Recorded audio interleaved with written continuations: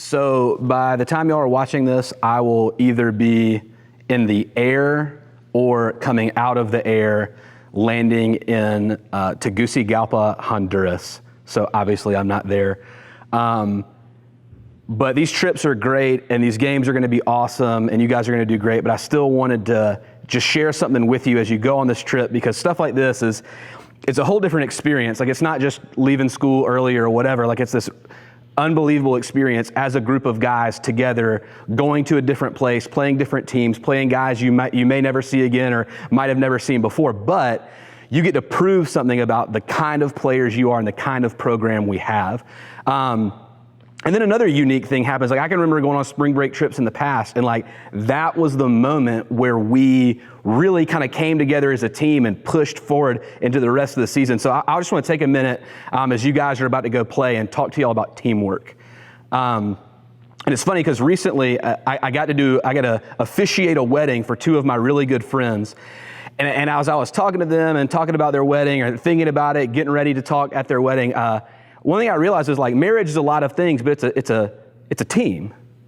And I just started thinking about, like, man, so much of life, so much of the stuff we do, so much of where we go, what we become, like the stuff we do with other people is this idea of teamwork. It might not be with a jersey on a field, but it's people working together for the same goal. And I actually used this verse from the book of Ecclesiastes in their wedding. And I think maybe more than that, this actually works for us as Allatoona lacrosse players, as a team this season. Here's what it says.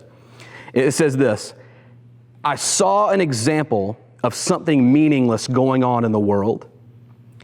It was a man who was all alone, doesn't have any children, doesn't have any brothers, yet he works as much as he can to gain all the wealth he can. But then he asks himself, who am I working for? Why am I giving up so much pleasure now? It's all so meaningless. It's depressing.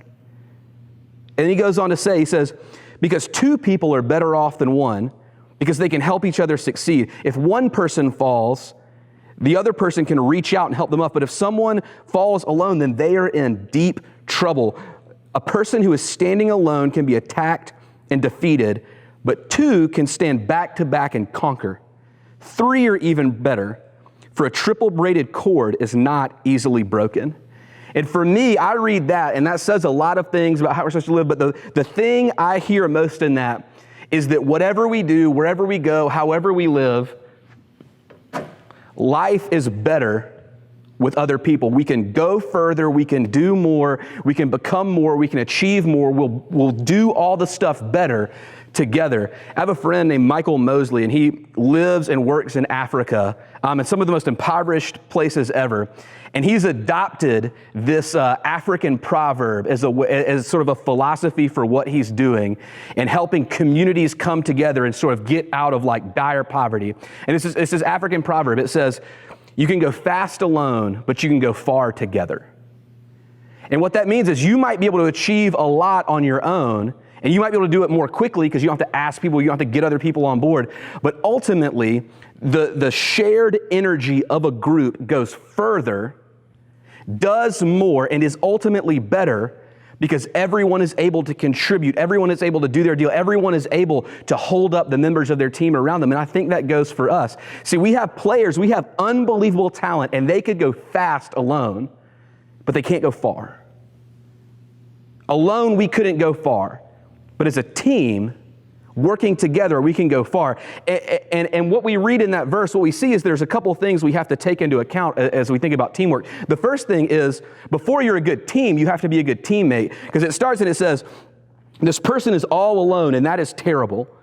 But when two people come together, as long as each person is doing what they need to do to contribute to the overall goal, then that's something special. So we have to make sure that we as individuals, as men, are fulfilling our role, are fulfilling our responsibility. See, we just got to do our deal. You got to ask yourself, what is the thing that you are supposed to do? What is the thing that you're counted on to do? What is the thing that you bring to the table, that you can offer, that you can summon from within yourself to contribute to the overall picture, not just of success on the lacrosse field, but success of Allatoona lacrosse as a team?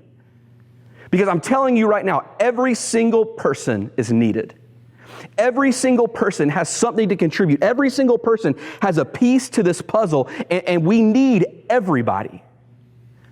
See, we don't want to be people who say, oh, we've got our great folks over here and we push everything off to the side, because here's what that does. You achieve a lot in the short term, but as the program moves on and on and on, we just fail and fall flat. We need everybody contributing, not just now, but in the long term.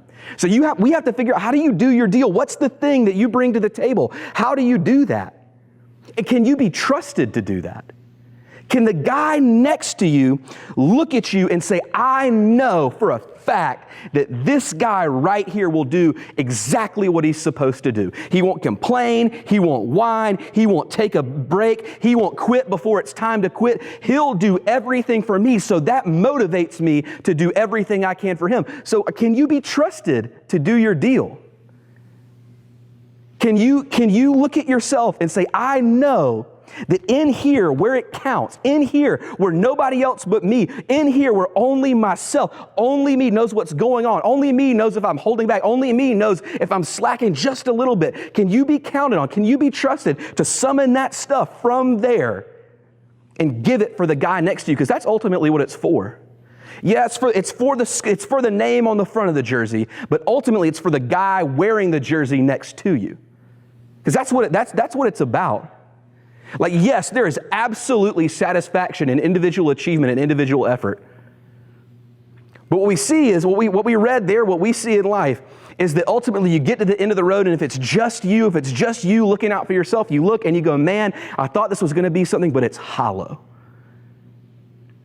And when we have the guy next to us who will help us up when we fall, who we can fight back to back with, that's when we know. That's when we say, you know what? I'm giving it for something more than myself. I'm giving it for the guy next to me. Can you be trusted to do that? And I'll tell you what, I believe, like in here, I believe that each one of you can be trusted.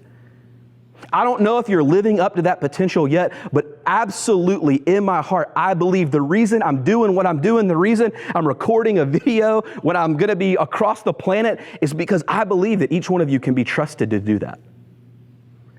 And more than just individuals who contribute, when we do that, we become a team. When we say, I'm willing to sacrifice, I'm willing to do what I've got to do for the guy next to me, we're sharing a common goal. We're sharing a responsibility. We're people who come together, not just because we like the same sport or we go to the same school, but because we care about each other and we care about the responsibility and the goal that we have in front of us. That's when you become a team. When you're willing to say, hey, everything that we're doing, you may have a goal that's not my thing, but if it's what the team wants, I'm going for it. Coaches, you're setting something out in front of us, we'll go for it because we believe this is what's best for the team. I'm sacrificing my agenda. I'm sacrificing what's comfortable for me. I'm putting aside all the personal, childish, petty stuff so I can do something significant, share the goal and the responsibility with the people around me, because it is a goal. It's something that motivates out in front of us, that keeps us going, keeps us lacing up the cleats and putting on the pads and sweating and running and bleeding and coming back from injuries and fighting when we don't feel like it. That's a goal, but it's ultimately a responsibility, because here's the deal. We've said it time and time again. There's something special about you guys. And while it is a gift, a lot of it is stuff that you have that just not other people around you don't have. It is a responsibility too. See, as a team, we have to show up and we have to put in the work. Like, I don't know, we have to drive down to Florida to play teams to show them that we're a team that is absolutely of the highest caliber. It's a responsibility. You have a responsibility every time you put on those colors, every time you put on the jersey, every time you stand shoulder to shoulder with the guys next to you. You have a responsibility to exercise your duty, to do your deal with excellence, to not settle. To get everyone around you on the same page to achieve, because it's not going to happen by accident. We have to do it. And sometimes it takes more than just us and the guy next to us. Sometimes it takes more than just a goal. Because we read in that passage, it says, 2 or better. And then it says this thing at the end, a cord of 3 strands is not easily broken. So 2 or better, but 3 is the best. Here's what I think that third thing, that last strand in that cord is. It's the thing that you do everything for. It's your overarching governing purpose. It's the thing that shapes and forms who you are and the way you live. It makes you who you are. It dictates the way you live your life. In this passage, the author is saying, when two are together, that's great, but when God is in the middle, that is ultimately the best. And you may not be on the God team. That's cool, whatever. But you need something bigger than yourself to motivate yourself, because ultimately, if you just go with what's in here, you're going to come to practice one day, you're going to show up to a game one day and just not want to do it. And you need something bigger than you, stronger than you, more powerful than you to move you towards that goal, to make you care about the guy next to you, to pick you up out of self-pity and just self-focus and get you focused on something different, something outside of you. And it can't come from within. It has to come from the outside. So you got to have something else. You got to have the third thing in the middle. And then once you see that, once we get all those things working, you're a teammate. We have a great team. We have this giant overarching purpose that moves all of us. I think we'll see some. I think we might actually see that we're thinking too small. I want you to ask yourself right now, what are the goals you have personally, for your team, for the season, whatever? What are your goals? Do you think they might be too small? Do you think that you look at where you are, what you're doing, who you are, how you're doing it, and you say, all right, here's what I think I can do? Because I'm telling you, what we see here is that a person who has someone else fighting back to back with them and then has this third thing giving them purpose, well, you might just find out that the person with those extra things, that they might be thinking too small. Because it says alone you can generate wealth. It says alone you can do all these great things, but it says when there's these three things going on, you might not even be able to imagine what it is. So do you think too small? Maybe you need to expand your horizon. Maybe you need to look at what's going on around you and say, how do I actually get myself in to this larger picture that we're a part of? Because you might be thinking too small, because I look and I see the potential. I see the young men that come every day, day in, day out. I see the people who are you guys watching the video right now, listening to this right now. I'm telling you, I see what you have. I see what's going on, and I see what's in front of you. And I think a lot of you might think too small. I think a lot of you have more going and more in front of you than you could ever imagine. So I would say broaden your horizon.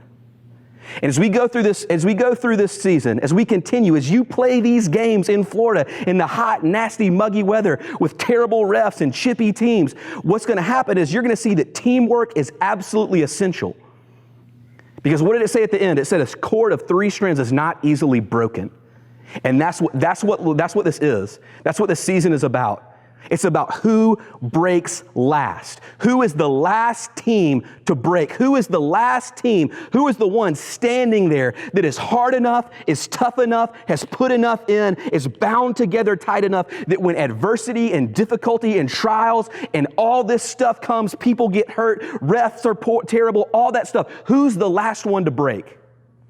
Because that's what teamwork guarantees you. If you buy in with everything, if you choose it, you will be the last one to break. And that's what matters. That's what counts. The one who wins the state championship is not the one who was the best. They were the last ones to break. They were the ones who stood there and said, we're not breaking. I absolutely believe, it's way more than I think. I believe it like deep in who I am.